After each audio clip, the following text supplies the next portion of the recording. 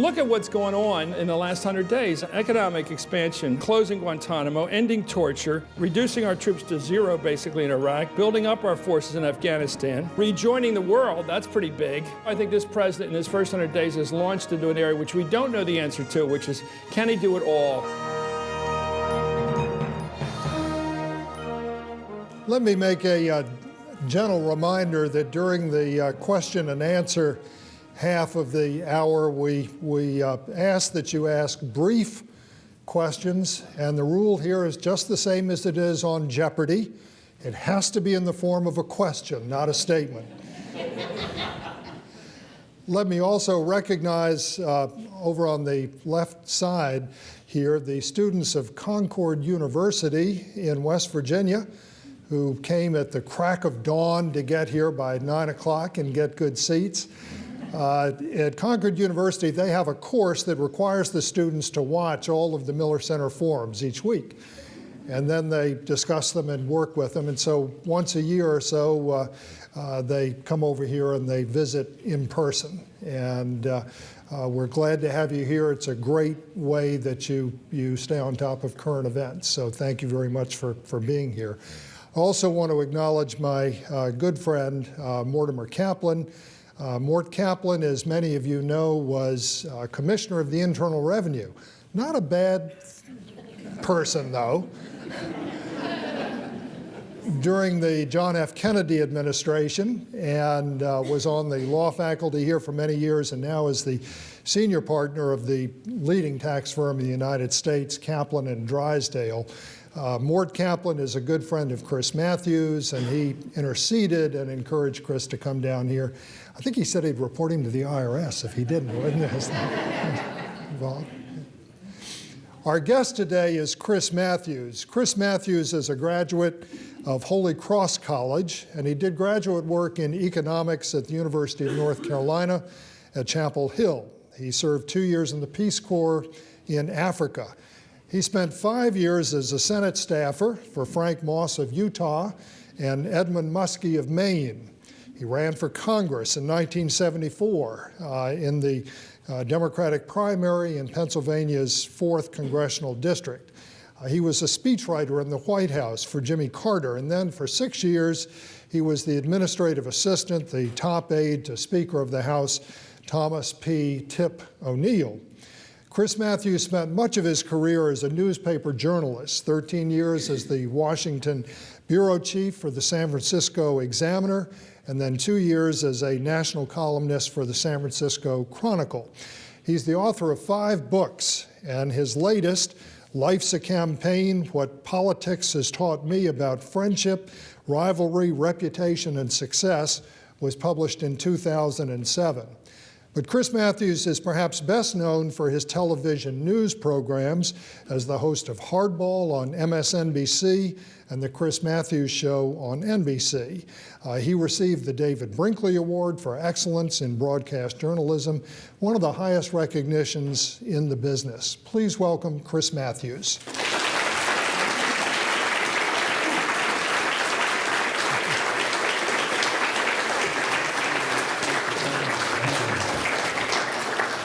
Thank you.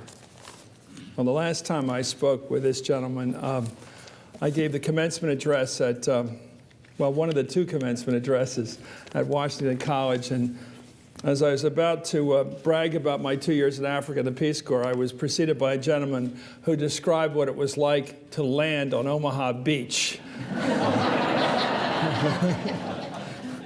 It's a hard act to follow.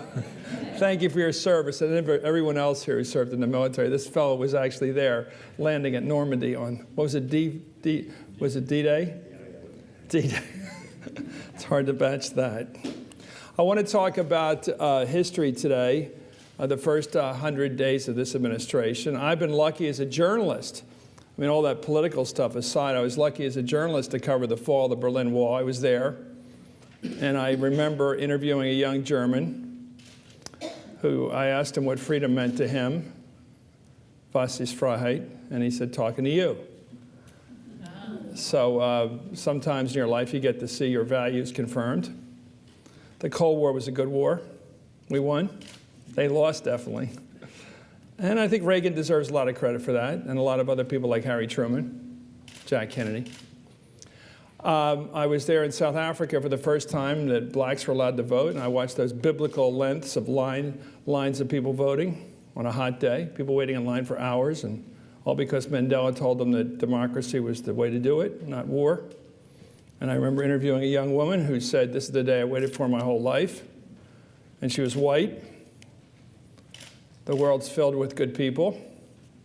I was in Northern Ireland during the great Good Friday Accords, and I come from both sides, Protestant and Catholic, and my grandparents, one of my grandmothers was Mrs. Doubtfire, actually. You would think so. She had the stature and the brogue, and she was the Protestant one, and the other side was the Catholic one. So I come from both of that, and to see that come together over there was really inspiring, and to see the tough Protestant guys at Ulster Hall and the good Catholics like John Hume really working for peace. And that seems to be working out. They don't like each other yet, by the way. They still haven't gotten there yet, but they aren't killing each other, which is quite a development. And I was there for the Pope's funeral, another great moment to see how things work. The reason that Pope, John Paul II, was popular, people always underestimate the power of politics. When he became Pope, but Bishop of Rome, he decided that he would be the true Bishop of Rome, not just formally. And he decided he would visit a parish each weekend. And he committed himself to like 225 parishes in Rome. And every weekend on a Saturday night, he would have dinner with the pastor, and the next day meet with the students in the hall and go to and say the Mass. So he did this up to about 170 or so parishes before he got Parkinson's. And that's why they liked him. He had 3 million people waiting in line when he passed away. It was quite an event. And so I've covered a lot of history, but I don't think anything matches what we're covering right now. I think something really, who would have believed an African-American president? Who would have believed that he would have this stunning family, that he would be elegant, that he would be matchable to the office so far, to the point where nobody mentions ethnicity. It hasn't come up, which shows how quickly this country does adapt. Nobody's talked about him being black or not since he's been president. It's very interesting. I don't think anybody mentioned Kennedy's religion once he was president. We get over these hurdles, and you never know when you're going to break through a barrier until you've done it. You never know looking ahead. You never know what's coming. But when it comes, you go, well, that's something else we got past, and it seems to be working out all right. I have my mixed views about it. By the way, America is a country of mixed views. I like it here. You're allowed to have a mixed view, because that's what most of politics is about. It's the idiots that think everything is simple. I can list the television shows they prefer. Right and left. The ditto heads are not all on the right. I hope nobody watches me and says I'm a ditto head. Please yell occasionally in anger or love or whatever. Look at what's going on in the last 100 days. I mean, an economic expansion. Well, first of all, the dollar, the printing of money. You got to wonder about this. But in a worldwide deflation, maybe that's the right answer. When the whole world economy, I mean, real estate is still dropping. It's still going down around the world. The prices of everything is dropping around the world. And as the president pointed out a couple weeks ago, if the consumer spends less money because it makes common sense and business invests less because they got to be practical, somebody's got to make up for that. And so we have an expansion of the money supply. That's the monetary piece of this. We have an $800 billion stimulus package, which is the fiscal end of it. We've got this capitalization of the banks. We've got this public-private effort to try to buy up these toxic assets. By the way, there's a phrase I never want to hear again. There are two dark corners of the world today. One is the old northwest frontier province of Pakistan, which used to be the northwest frontier of India. It's where Churchill had his first big fight in the Malcan Field Campaign in 1897. And it's still dangerous, still uncontrolled by the central government over there. And the other dark corner of the world is the banking industry, which I have no idea what's going on in it, but I hope we don't hear about it in a couple of years. Then we'll know we're all right. If we don't hear the word toxic assets, at least. And so he's trying to deal with all of that. In addition, in the first 100 days, closing Guantanamo, ending torture, reducing our troops to zero, basically, in Iraq, building up our forces in Afghanistan, rejoining the world, that's pretty big.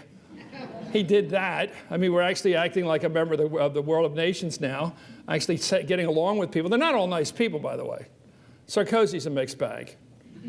I think Merkel's okay. Gordon Brown's not exactly exciting. I think he's winning, our guy's winning the charisma contest right now, especially against some of the uglier people in the world like Chavez. So I'd like my picture taken with Chavez because you're always going to look better. So that's not a bad move. Come on over here, buddy. Let's get another shot. Now, look close up this time. They put him up there next to Noriega. They could have a duel.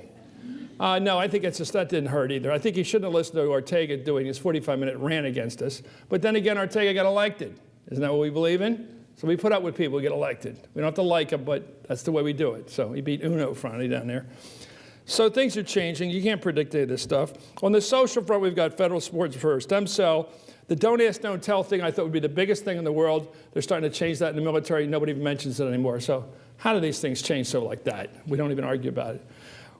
We've got the gag rule on overseas support for non-government organizations that help people with child reproductive rights and all that stuff. That's gone. Same-sex well, I don't know if we're ever going to start debating this. It's a good thing to debate same-sex. We're all traditional in many ways, and I can argue about it. I haven't said anything one way or the other on the issue really firmly. And my belief is these are the things we debate as a society, and we discuss, and we get used to, or we don't get used to. We argue against, or we argue for. It's not going to kill anybody. It's a reasonable discussion. We'll have it, and we can live through it. But at least we don't have people sitting around the White House in the middle of the night darkly figuring how they can exploit anger over the issue. That's better. We don't have people like Karl Rove thinking about how we can get some people to hate some other people more. That's probably better, just a guess. Also, I think this president in his first 100 days has launched into an area which we don't know the answer to, which is, can he do it all? Can he do health care, which the Democrats have been talking about since Harry Truman.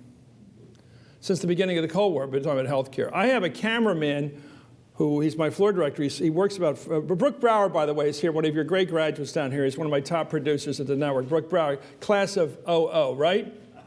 He's here. He helps me with it. He's my brain trust. Hold your applause. This is a tough crowd here, Jesus. Anyway, one of my other people I work with, a fellow who doesn't have health insurance.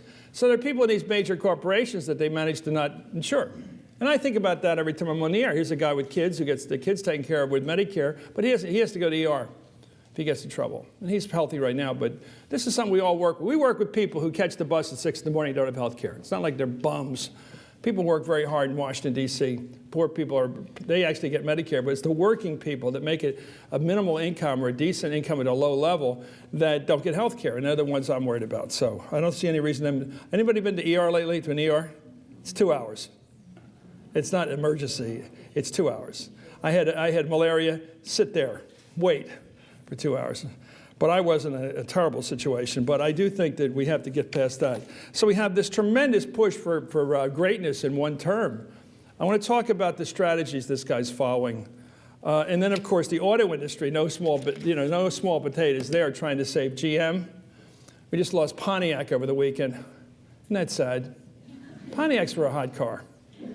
I like Pontiacs, especially the convertible, 67. You remember the great years? Remember when kids grew up, it was like every kid knew what the new models were, and you couldn't wait to see them. And if your parents or anybody knew got a new car, it was the biggest thing in the world. A new car smell was the coolest smell in the world. And what happened? Why are we not cool anymore? Anyway, I don't think we do that over hybrids, and you're not quite that excited. I'm not quite excited, but we're trying to save GM, and Chrysler's been forced. It's like a shotgun. They're supposed to marry Fiat. Marry Fiat! You know, it's like the strangest rule. You go marry that Italian guy. You know, I mean, it's the strangest kind of requirement for survival. If you don't get hitched up in 3 months, you're out of here. It's amazing. That's the president. So things are happening, for better or worse. But let me go through what I think are the strategies, and then I'd love to take your questions. I have about 3 strategies. I'm always thinking about this stuff. Brooke and I think about these things. What's going on? What's the theme here? What's the shape of this elephant? What's he doing this for? I always try every night. What are they up to? That's what we do in Hardball. Well, one thing is, I think this guy, our new president, I'm casual about him. I always get in trouble calling him Barack. You know, Barack sounds better than Obama, so I call him Barack, but I'm supposed to call him President Obama. But my respect is there and implicit, I hope. I think he's a student. I think more than our recent president. Dare I say that? Just guessing. They're not equal. President George W. Bush is a very intelligent guy, and if anybody didn't think so, watch him take down the press every time he met with him. He's smart. He just wasn't curious. That's a problem. You got to be curious. There's a lot of complicated things going on out there, and you got to try to figure them out. And I think this new guy tries to figure them out. He may be wrong. He may be a lead. He may be all kinds of things we don't like. But I think one thing he does is he has intellectual curiosity. And that's a good thing in this complicated time.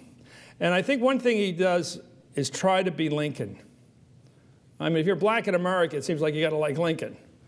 You know, he wasn't exactly an abolitionist, but he was as close as we ever got in the White House. He wasn't John Brown, but he was pretty close in terms of his sentiment. And he did believe slavery was wrong. By the way, my latest hero is U.S. Grant. I know I'm in Virginia, but I really think Grant is a fascinating character. I want Russell Crowe to play him in the movies. I think he looks like Russell Crowe. Lincoln believed that you had to bring your rivals in. I owe this to Doris Kearns Goodwin, but bringing your rivals in, and in his case, he had to build a coalition government with the Whigs and the abolitionists. He had to bring the establishment people like Jim Baker in, you know, Seward, and then he had to bring in the wild, crazy abolitionist types and bring them all together. And so he did it with Seward and Chase and the rest of them, and he got them all working together. I think whether it's a true story or not is certainly a thesis, and it's Doris Kearns Goodwin's, and I think it's Barack. I think the most stunning thing since the election was the naming of Hillary Clinton as Secretary of State. It stunned me. It was not a group decision by the Obama campaign. I don't think the people who worked in that campaign had any desire to bring her in, bring her people in with her. I mean, there's certainly, you got Rahm Emanuel in the White House, running the White House, who's at least as much of a Clinton person as he is a Barack person. You got John Podesta there. You got Richard Holbrooke, who would have been big no matter who won.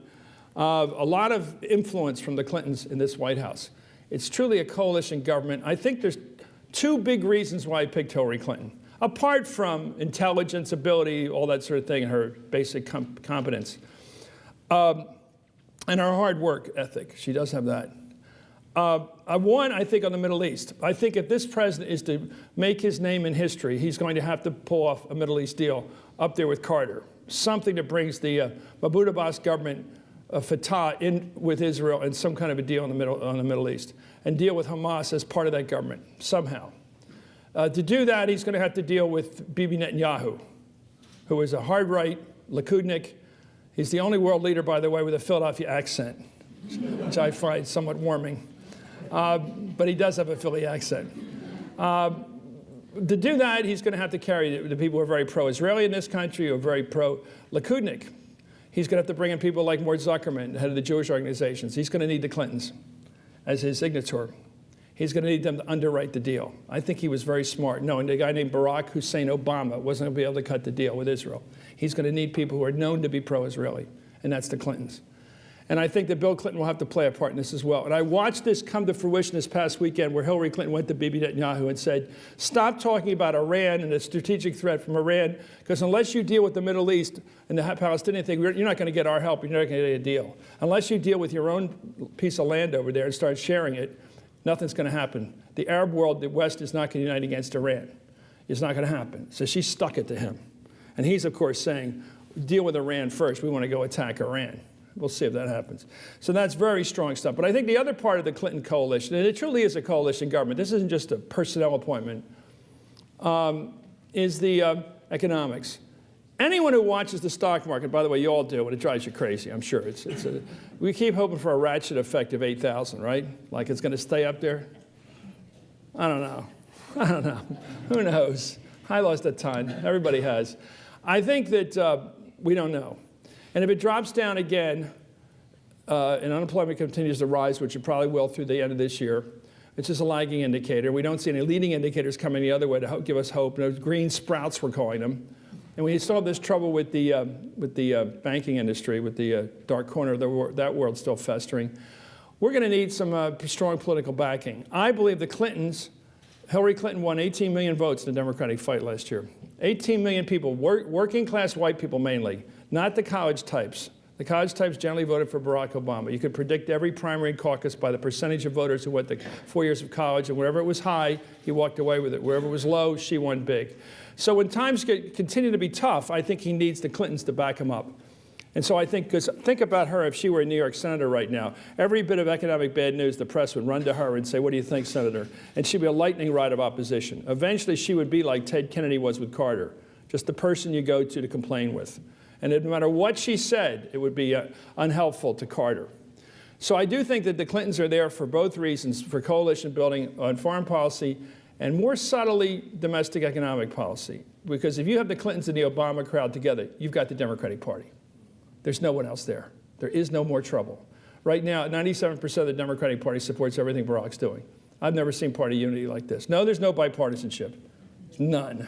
But there is huge partisanship, which if you're a big party like the Democratic Party and you can hold together the Mary Landrieux and the Ben Nelsons and the Bill Nelsons and the Kay Hagans, if you can keep all them aboard, you've got a hell of a coalition going.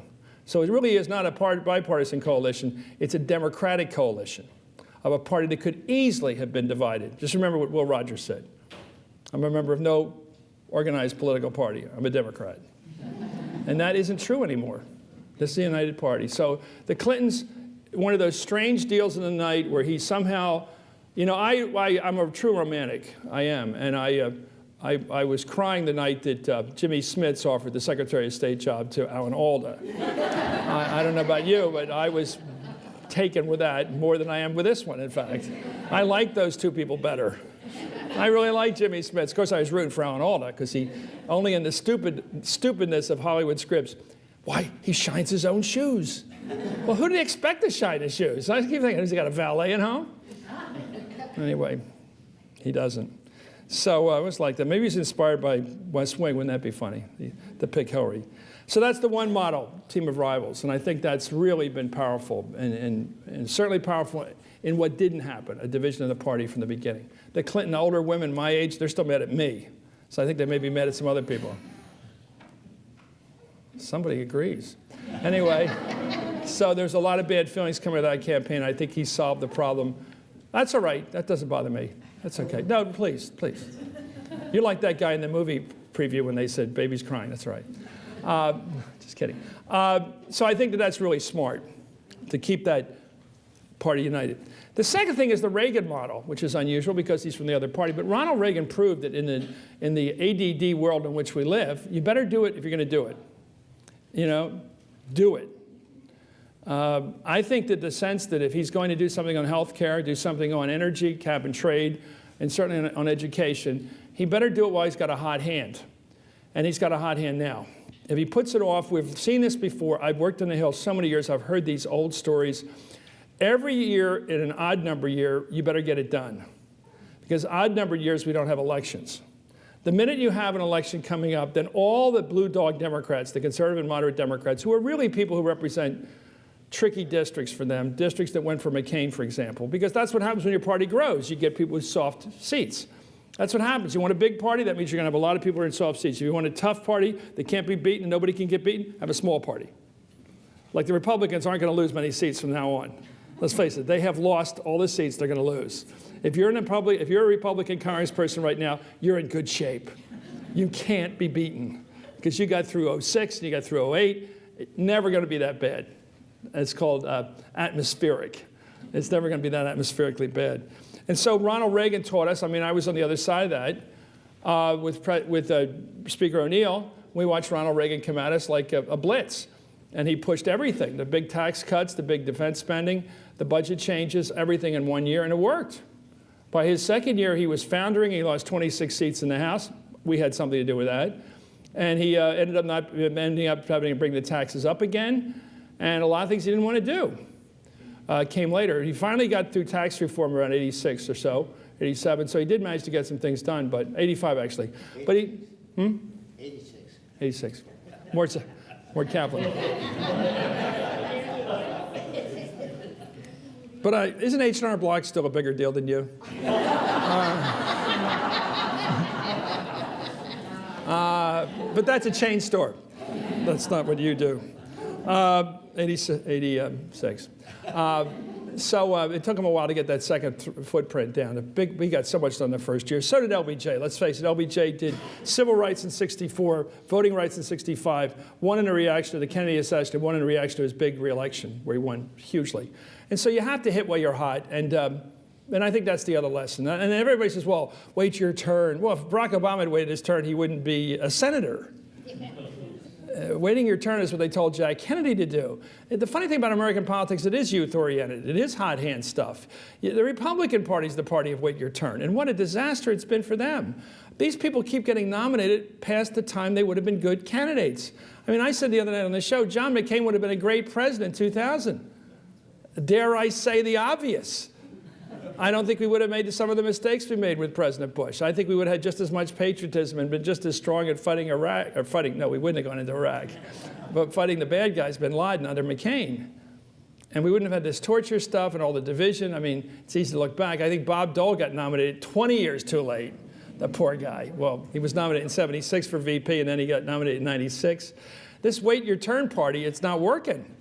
Nixon got it, he would have been better in 60, although I'm not sure what happened in Cuba, by the way, but he would have been 8 years earlier. 8 years later, he was angry, and it was a little bit more like Edmund Dante's coming out of the Chateau d'If after 8 years. Well, you don't want to meet the Count of Monte Cristo. And so Reagan model, for get it done. Lincoln model for unite the forces. Now here's the one that will cause trouble among Obamaites. The Chicago model. This guy is a Chicago Pol. I just had dinner with Richie the other night, the new governor. He is a Chicago Pol, meaning you have to sell one simple proposition, and you have to keep selling it perpetually because it gets stuff done.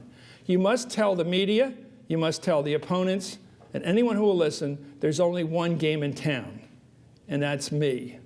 What he does all the time, if you listen to Barack Obama, is say, there's only me, and there's the troublemakers out there. There's no alternative governing party. There's no moderate Republican Party waiting to take my place. There's no middle-of-the-road Eisenhower Republican Party sitting out there, or even Reagan Party out there. There's just me and the crazies. Me and Rush Limbaugh. Me and angry Dick Cheney.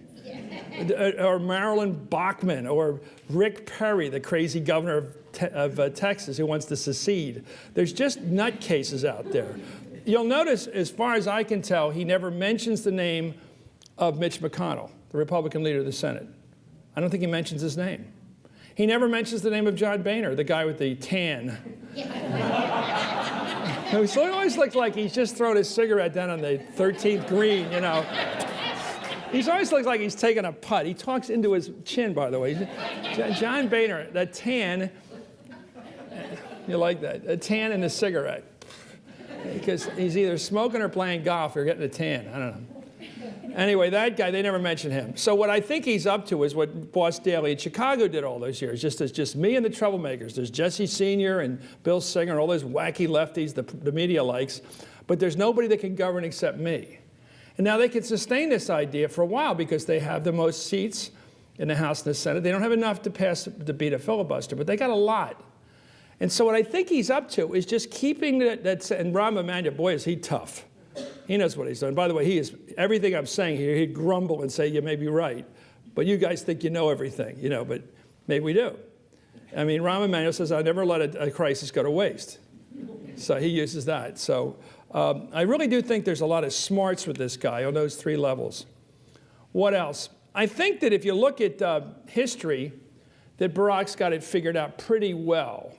If you look at our history, going back, all we can remember, really, and what we've grown up with, 32, we had the Great Depression, and we had Hoover, a smart guy who couldn't deal with the fact of deflation. But smart, just he couldn't deal with deflation. He didn't have an answer to it. He said, cut spending, throw up the tariff walls, Smoot-Hawley, that sort of thing. Didn't have the answer. So what did the public do? They said, well, we need a big decision. And so we picked somebody we normally would have picked. A person described as having a second-rate mind, a person seen as a dilettante with a famous name, and he became, I think, our greatest president. Because we had a big crisis, we made a big decision, and then we made a big change. And I think that's always intuitive. Whenever the American people see a big challenge, they know something's really wrong, and whoever's been running the country's got it really wrong. And so they say, let's have a big decision to pick someone we normally wouldn't pick, and let them have the reins for a while. Let them do what they want to do. Don't just put them in there and have them muddle through and go back to the way it was 3 weeks ago. Don't ask them to be what we had. That's the thing the media keeps forgetting.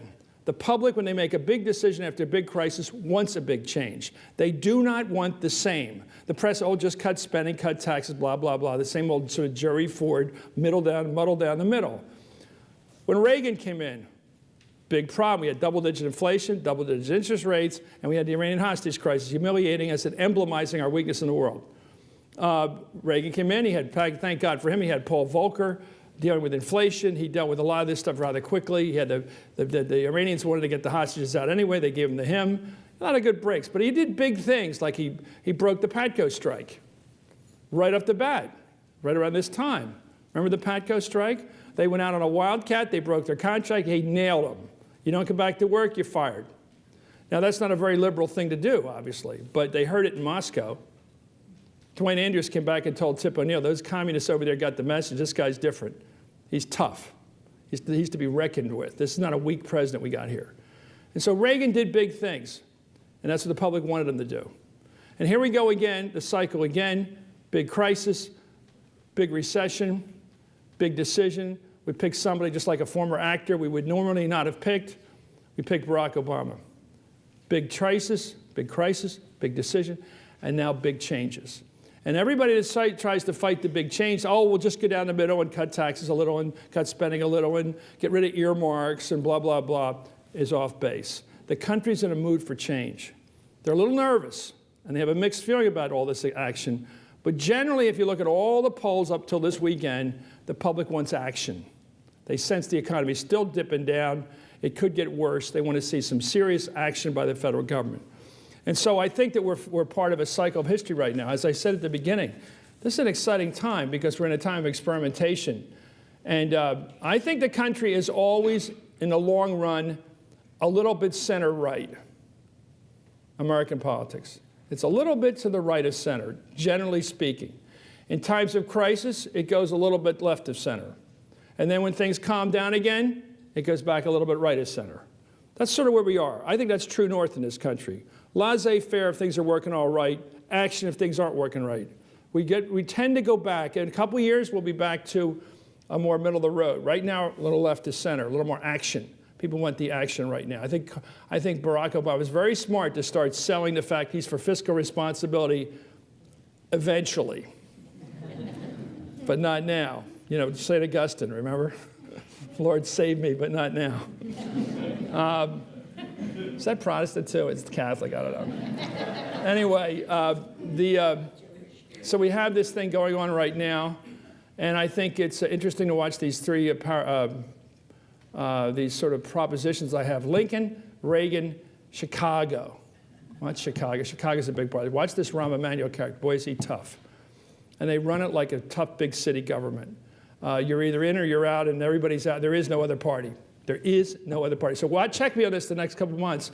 If you see him referencing or having big meetings with Mitch McConnell, big meetings where you get the cameras in there and play up Mitch McConnell, build him up, I'm wrong. I think he'll try to play down Mitch McConnell and play down. And the irony is he is having all the cooperation he wants from the nutbags on the other side. Because Rush Limbaugh loves this stuff. The walrus eats this up. He loves being the #1 guy on the right. And Dick Cheney, he is the troll under the bridge. This guy is so miserable. He's got that snarl. I mean, he is a perfect villain. It's perfect for him. You don't want likable people like Arnold Schwarzenegger or people like that on the other side, or Tom Ridge of Pennsylvania, or anybody else coming along right now. I mean, he makes Rudy seem sweet. So anyway, I think it's perfect stagecraft.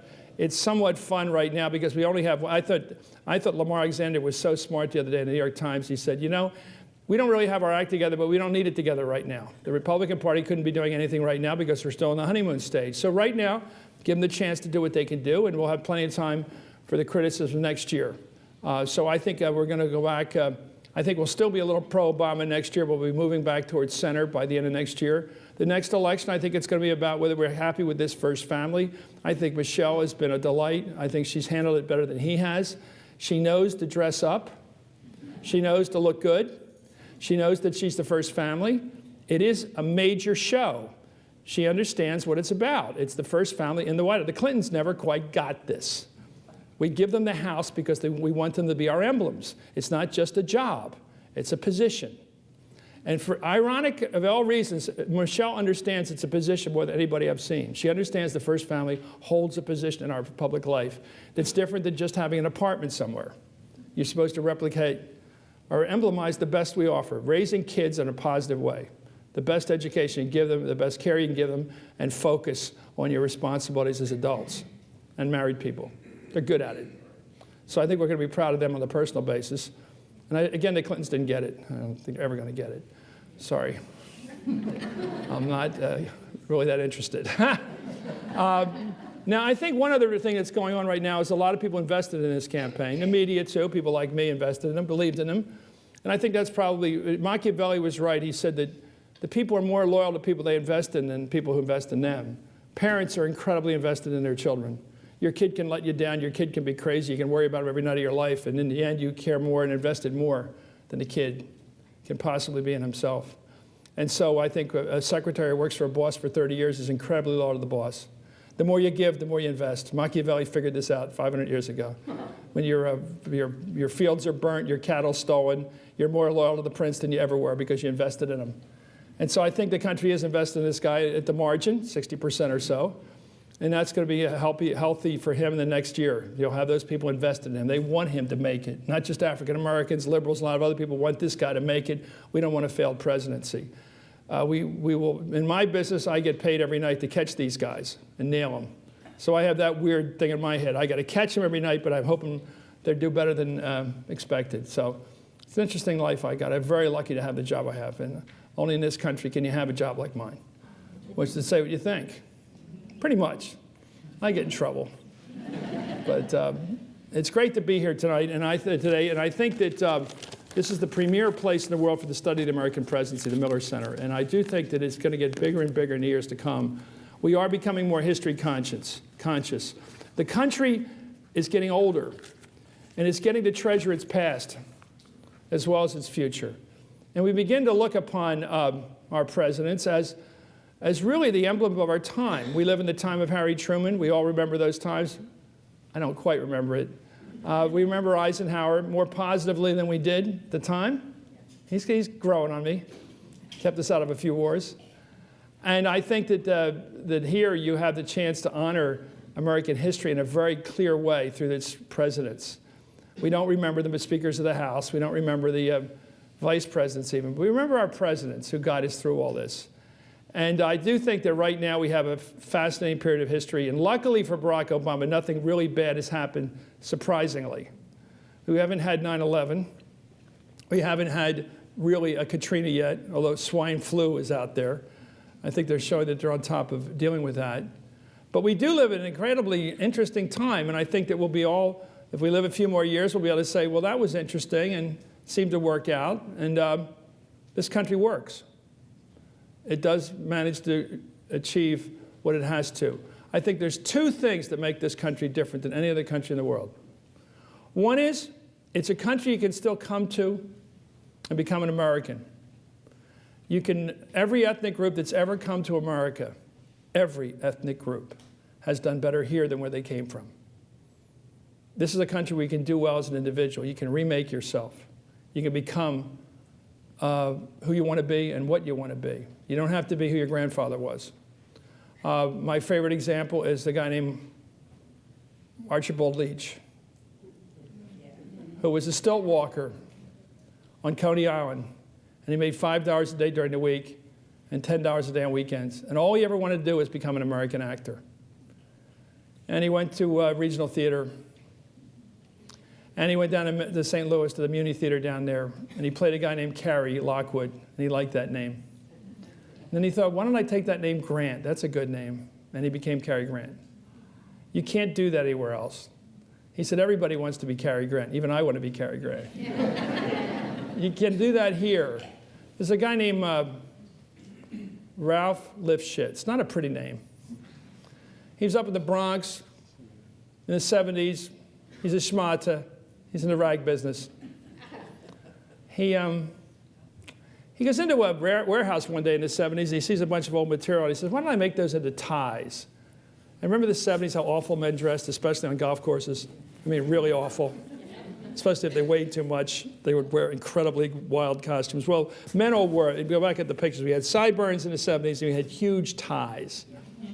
Well, Ralph Lipschitz came up with those ties. And later on, he became so successful that he began to teach new money how to dress like old money, to dress real American. His name's Ralph Lauren. And so you can do that in America.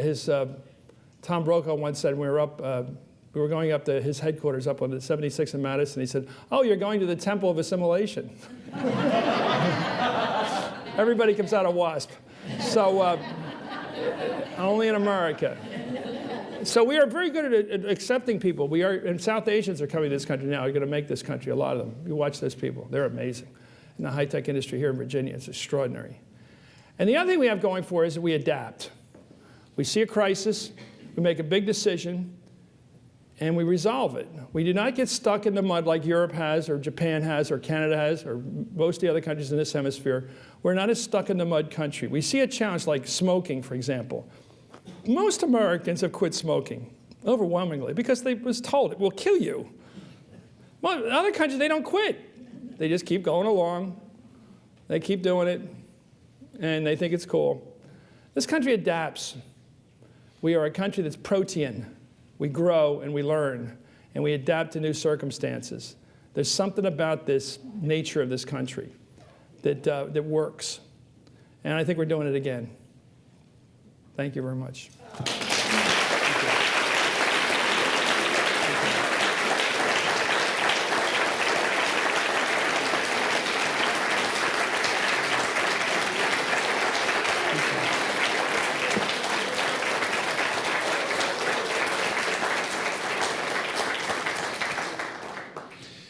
Chris, with this crowd, you don't have to hold back. You can tell them what you really think.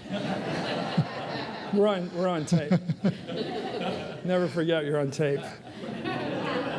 I'm going to move to the back of the room, and I invite those who have questions to queue up.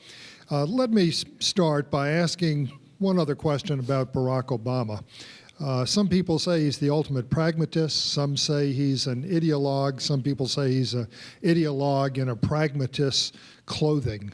How would you classify him? Well, I think that's something of a work in progress. I think we see a couple of compromises. For example, if you think he's a statist, he believes in economic control of major industries, why has he not touched the financial industry, really? He's going after autos, but he won't apply that to financial institutions. He's been very wary of doing that. And so I think that just when you think you've got him nailed, on national health, he's now saying affordable national health. That's a step back from free. You know? They don't say affordable in England or Canada. They say you get it. So he's saying affordable, which means everybody has to kick in a copay. I think he's going to try to work against type. Every time we think he's a big government guy, he's going to try to back off it a bit.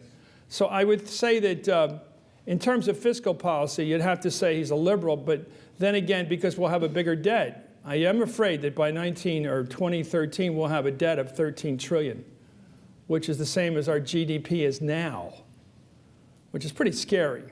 Can we carry that debt servicing without having the middle class who pay most of the taxes in this country paying just for debt servicing? No one's going to get anything out of that except the T-bond holders.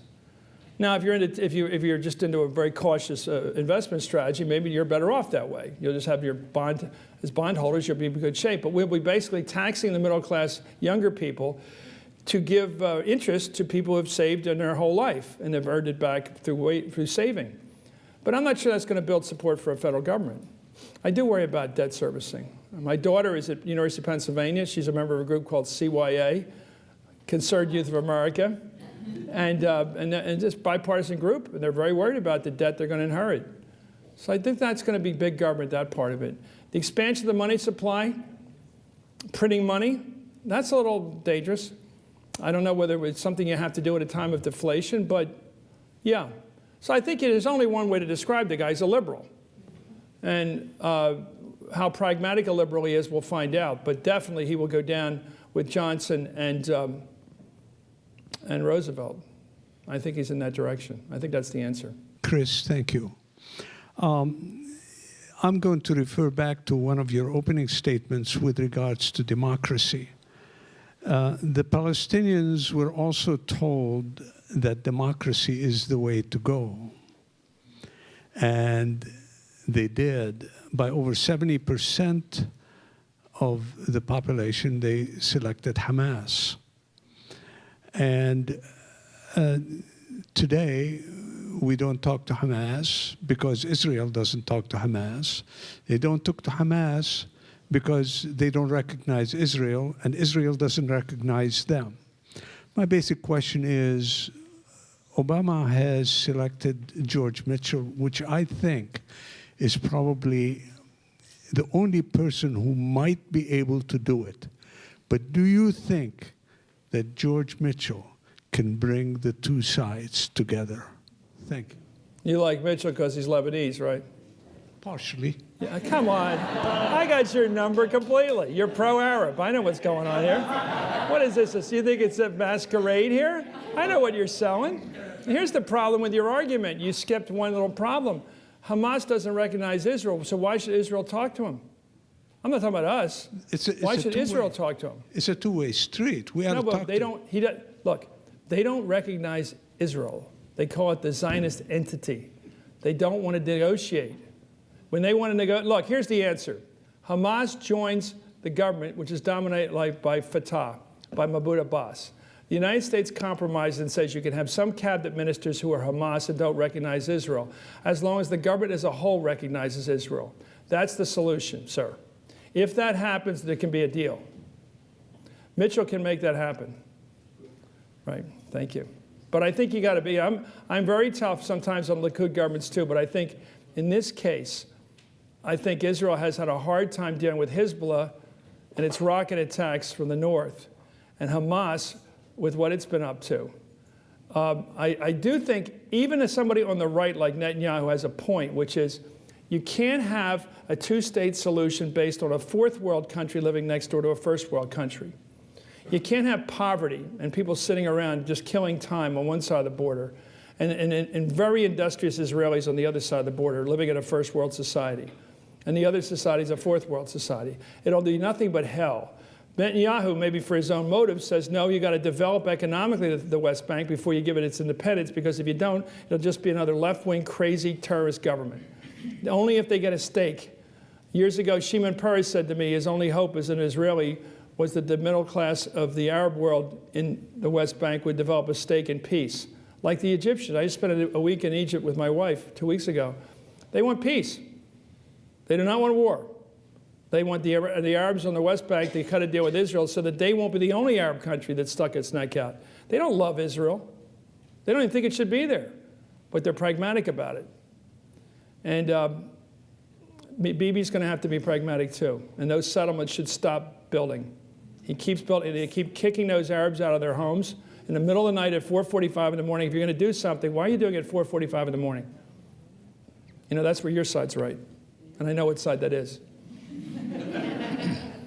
But thank you. From one Tar Heel to another, a question.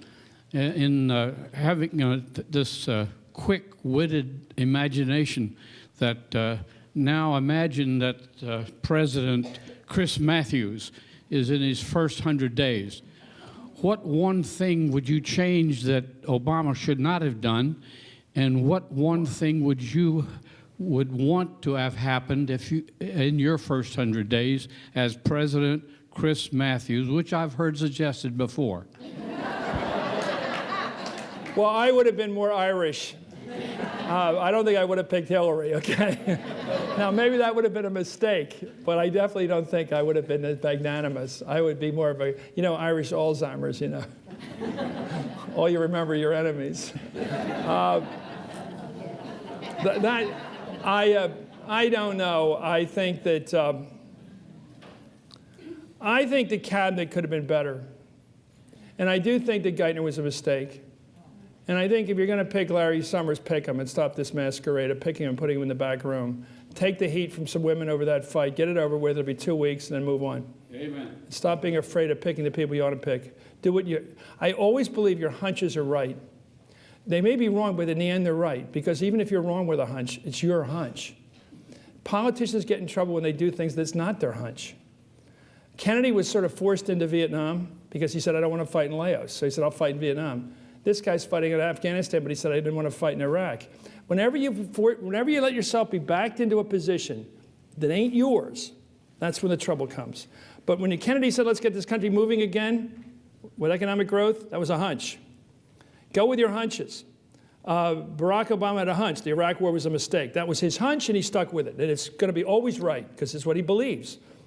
I think the trouble with presidencies is you only can follow your hunch on a few issues, then you got to do everything everybody else does. And you have to do things that, like the banking industry. The guy doesn't have a hunch. Maybe he doesn't have a clue. I don't know what he has, but it ain't a hunch. He would prefer anything but talking about the banking industry. You can tell. So I would have picked the smartest guy I knew or woman and listened to him and made him and fight for him. I think that this, this stickiness over taxes is an embarrassment. Going at auditing people because they're up for office. Why do you audit somebody? Is there a crime? Is there an assumption of evil? The guy or woman agrees to be a cabinet secretary, the first thing you do is audit them. I'm sorry.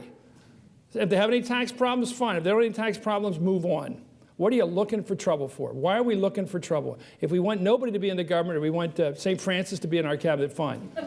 I just think we're just looking for trouble. We're looking for perfection. And maybe everybody disagrees with you on this. I just absolutely think we're just looking for trouble.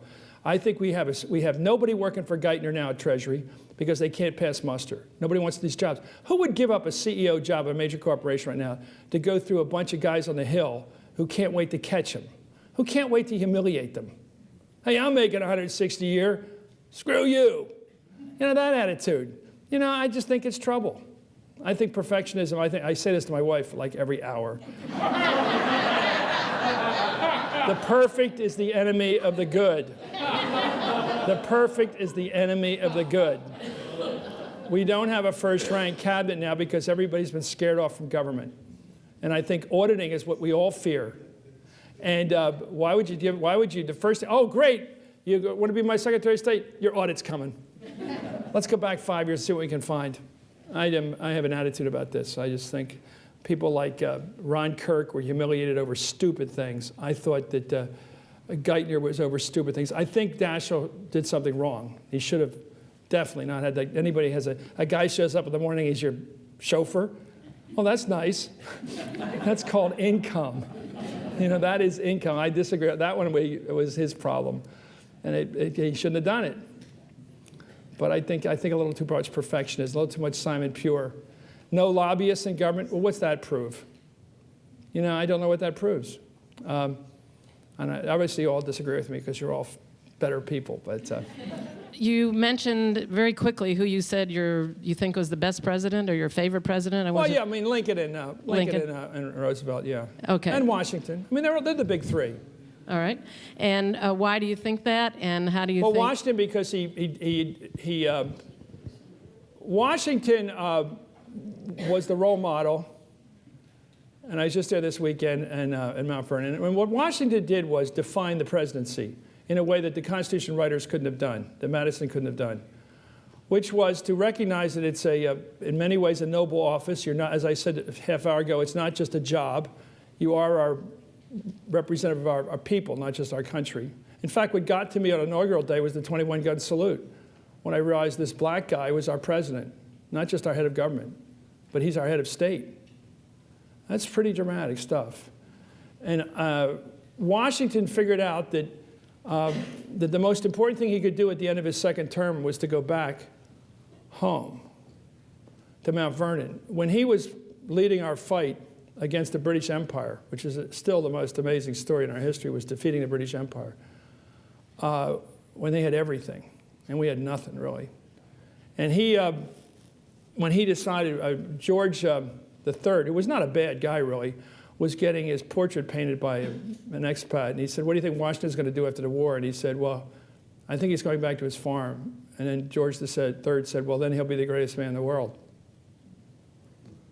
So I think setting that standard of going back after having power and relinquishing what he could have had, which is a dictatorship, was the most important message. Walking away from power is something they can't do in Africa to this day. Most people in the world don't know how to walk away from power. I'll be lucky. Do you think Putin's walked away from it? I mean, they don't walk away. It's not human nature. But Americans said, no, we are different. We're a protein country that has to move forward, and we're going to have our leaders leave when the time comes. I think Lincoln, because of, I was just reading James McPherson's book, Tried by War, that struggle to find a good general till he finally found Grant. Just trying to find a general. You know, these battles here in Virginia where he'd say, look, if you're not going to use your army, give it to me and I'll use it. You know, to McClellan and to Hooker and those guys. And in Burnside, they just couldn't win the war. They were just afraid. And he found this guy, this incredible character. And he finally found his person and he won the war. I think, imagine when you had to take the presidency and they're already threatening Fort Sumter and the country's coming apart. And the easy answer would have been, let him go. And he said, no, we're going to fight for the Constitution. Now, maybe he was wrong to fight for the war, but the fact that he did, this is a great country. I'm not sure it would be a great country if it would be split in half right now. I'm not sure. I think the North liberalism was good for the South, and the South's conservatism has been good for the North. I think it's a good match. You've described... I love being grand. You've described Obama's first 100 days, and they sound rather impressive. Looking at the other side, the GOP's first 100 days, what can we say? You've described the embarrassments of... Lamar Alexander says that the stakes aren't high. That's the question. Well, Lamar Alexander of Tennessee, who's kind of a moderate conservative, said that the stakes aren't that high because the other side's going to get its 100 days. I don't think it's shown much. But then again, I don't think it's their turn. I think their turn will come... Michael Steele's having a very hard time losing that race in upstate New York last week, and losing in Minnesota. Apparently that's coming. Pawlenty's probably going to throw in the towel on that one and allow Al Franken to come to the Senate. Be interesting. I think young guys like Cantor from Richmond are to be watched for a lot of reasons. No, he's a hot shot. He's a hot shot. And he's another Newt, I think, another Newt Gingrich. I think that they've got some great, but I think the Democrats have got a better crowd right now. I think people I'm in love with are like Wasserman Schultz. I just love some of these people. I just love her. She's going through breast cancer and everything, and she hasn't missed a beat. She was down there with the Birmingham thing with me a couple months ago. I mean, she just is great. And I just love people that have the guts to talk. You know, and let's see who else I like. I like her. I fall in love occasionally. Wasserman Schultz. I like Pat Buchanan, too. He's great. He plays the role on my show that the Washington Generals used to play with the Globetrotters.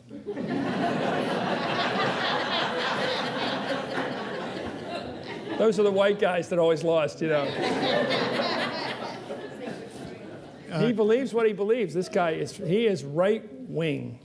Deep down, Pat Buchanan. He's charming about it, but God help you. In the campaign last year, you made a statement that was widely reported by the media, correctly or incorrectly, I'm not sure. No, it's correct. But the media is generally correct. The statement, as I recall... This will be the throw up my leg, or is this Hillary only got there because her husband messed around? Which one do you like the most? This was a statement that every time Barack Obama spoke, you got a particular thrill. No, I didn't say that. And...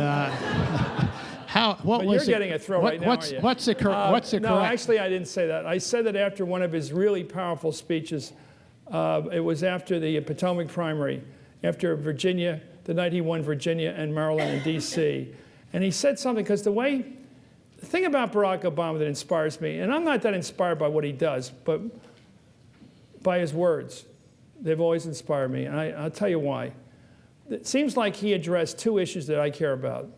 One is race relations in this country. And he's not some guy that comes out and says, I want a bigger piece of the pie from my crowd or something like that. He doesn't talk like that. He never, ever talks like that. I want a redivision of wealth. Or he doesn't ever, because I don't think he believes in it that simply. I think he believes in opportunity.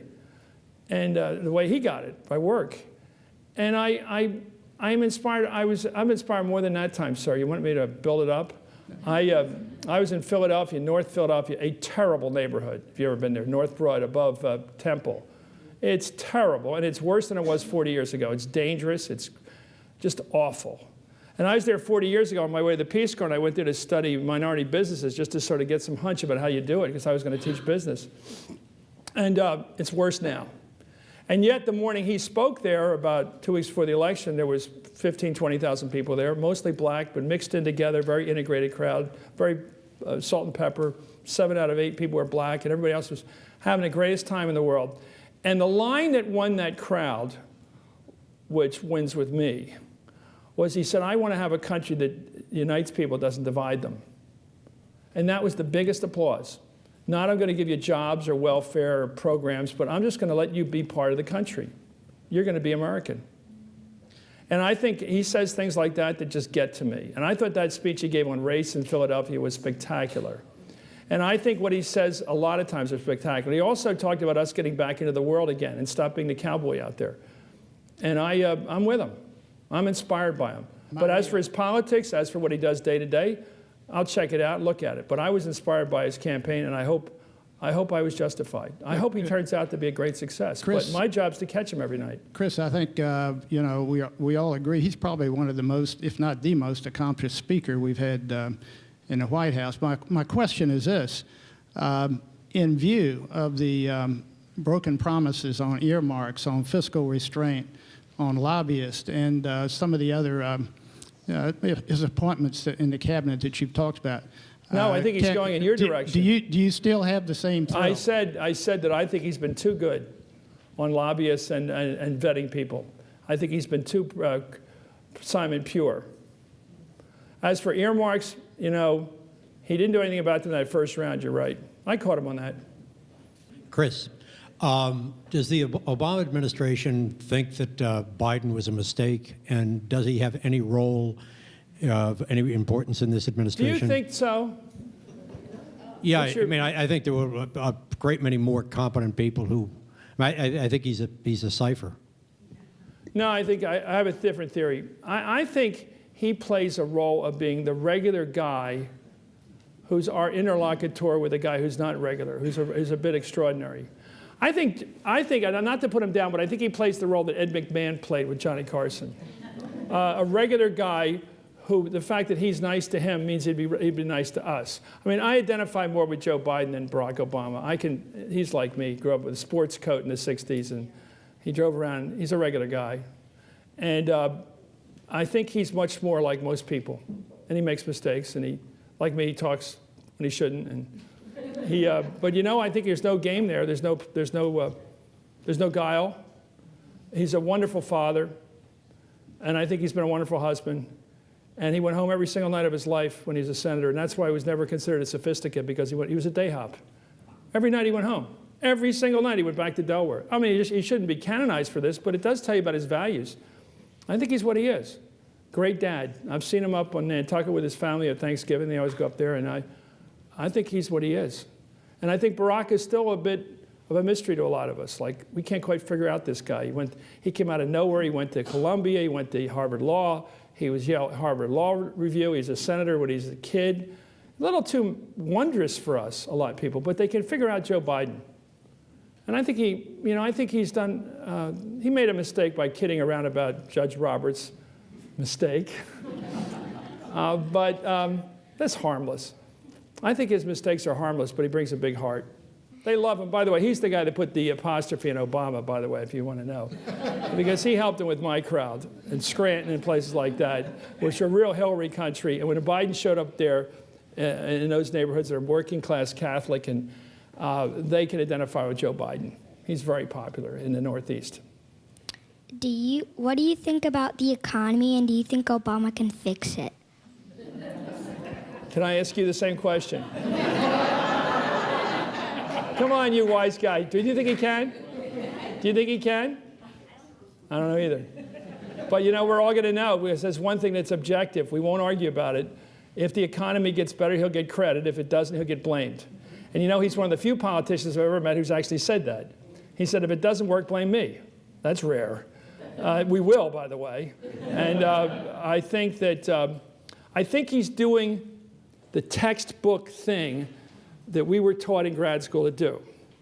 When consumer spending goes down, when business investment goes down, the government has to compensate for it. And he's doing that. I think printing of money, just creating money, is probably what you do. I think his goal was to inflate the money supply and raise, that's what I really think he's up to, raising real estate values. I think he knows that the minute housing values start to go up, every problem is solved. The mortgage is worth, it doesn't cost you as much because the house is worth more than the mortgage. The people can start taking phone calls from their banks. They can actually relate to the person they owe the money to. Everybody, Warren Buffett said the #1 problem we had is that everybody thought the housing values would keep going up. Therefore, you could always borrow more against it, you could refinance. And if the bank lost and you couldn't pay your thing, great, give me the house back, it's worth more now. Everybody was happy. We say we hate inflation. We hate a lot of inflation. A little bit of inflation we sort of like, 3 or 4%. And I think if we get back to something like that, housing values will be back up. I'm not sure we'll ever admit that. But if you see housing prices going up again in the next year, he'll be all right. If they keep going down, we got a problem, I think. Please join me in thanking Chris Matthews.